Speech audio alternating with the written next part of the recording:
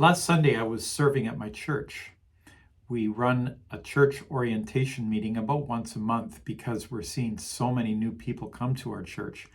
And the purpose of this event is, first of all, to welcome people to the church. We provide a simple lunch, and then to help them understand who we are, what our core values are, and ways in which they can participate in the life of the church.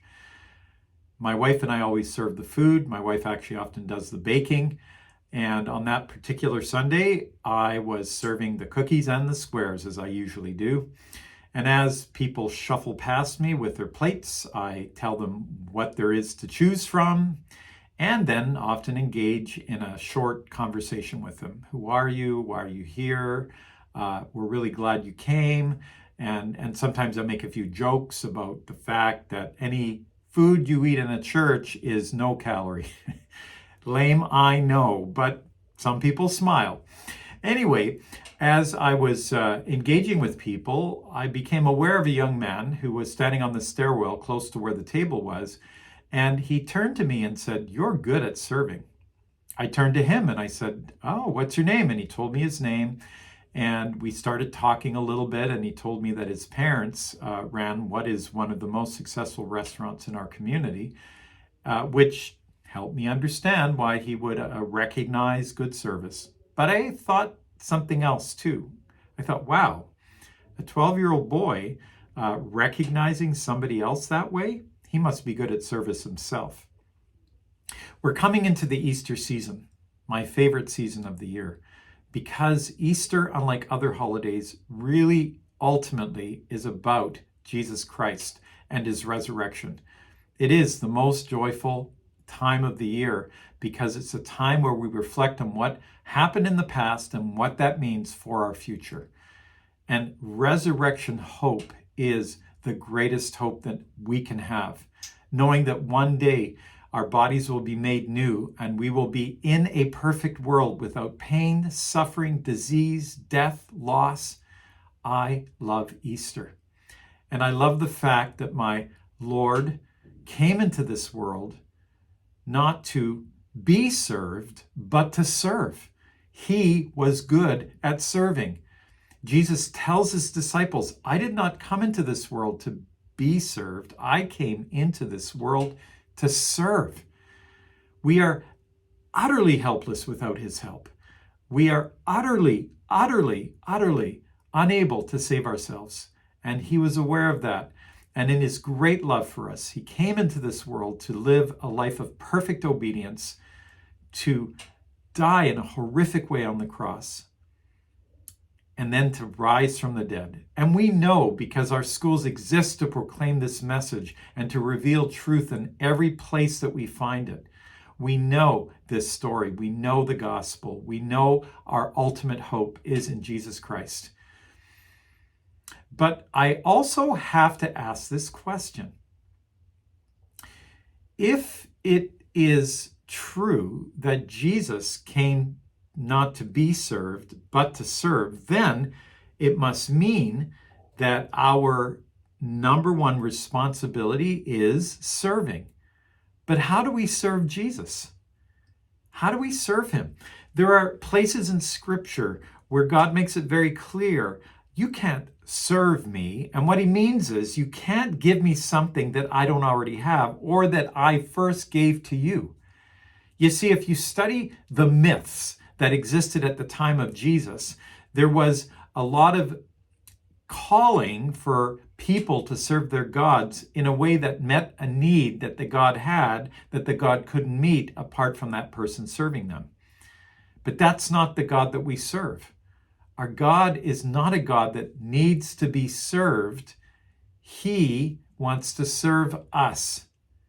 But there's so much language in Scripture about serving God, about serving others. So what's really going on here? And this is what I always come to, the story of the sheep and the goats. I think it really makes it clear what serving God looks like. Because in that story that Jesus tells, all of humanity is divided into two groups, and they're commended not for their theology, they're commended for their practice, and in particular for their noticing of the marginalized, the poor, the imprisoned, the sick.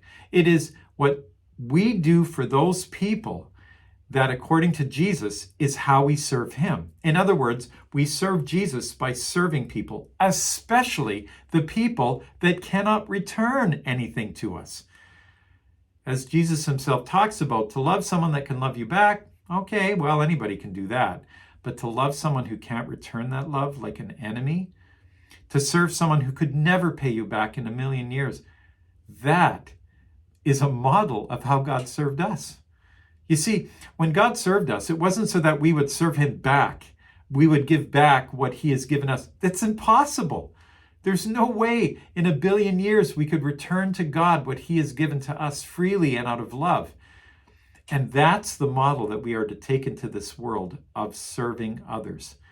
And so at this wonderful time of year where we celebrate the ultimate way that God served us, let's be empowered by this message and by the Spirit of God to look around us, to notice the people that are really needing our help, including those that would claim they don't need it, like our children. Let's serve others. Let's serve others as a way of serving God, as a way of saying to God, we love you. We appreciate what you've done for us. We can't pay you back, and you don't want us to pay you back. You just want us to show the same quality of love to the people around us. You know, the reason why I ended up thinking about that statement that young man made to me, you're good at serving, is because I found out last night that the next day he died in an aquatic accident. 12-year-old boy. I can't imagine what his family is going through. But I know this. He was good at serving. And right now, that young man is in a place where there is no more death and no more pain and no more suffering. I grieve, though, for the family that's going to live with the burden of his loss for a lifetime. But I'm so thankful that Jesus came to serve us. And the ultimate way he served us is freeing us from our guilt and our shame, and then freeing us from the curse of death. And all of us know that this life is just the beginning. It's the place where serving is hardest because of our flesh, because of the world, because of the enemy. Serving is hard work. Caring for others is really hard work. But the good news is, one day we will be like Jesus, and we will delight in serving others. And in doing so, we will bring such delight to our Father's heart. Oh, I am so thankful for this time of year and for the reality of the resurrection, and for serving a group of schools who are grounded in the reality of a risen Lord who loves the world and who's calling us to love that world in his name and to point that world to the God who is love, and the greatest of all, because he is the servant of all. Bless you this Easter.